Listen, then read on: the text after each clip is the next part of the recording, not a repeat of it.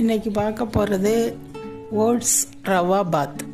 அதுக்கு தேவையான பொருள் ஓட்ஸ் 1 கப்பு, ரவா அரை கப், கேப்சிகம் 1, காஞ்ச மிளகா, கருவேப்பிலை, பட்டாணி, கடுகு, உளுத்தம்பருப்பு, கடலைப்பருப்பு, வெங்காயம் 1 வெங்காயம்.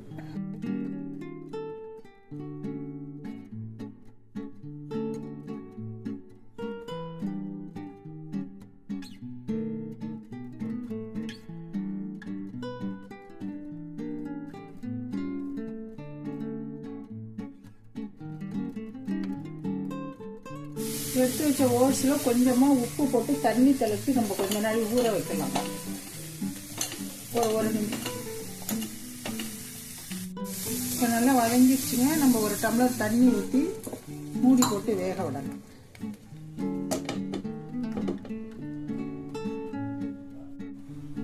இப்போ எல்லாம் நல்லா கொதிக்குதுங்க தண்ணி. நம்ம கொஞ்சமாக தண்ணி தெளித்து ஊற வச்சுருந்த ஓட்ஸையும் இதில் போட்டு கிண்டிக்கலாம். எடுத்து வச்சிருந்த ரவாவும் இதுல போட்டுக்கலாம்.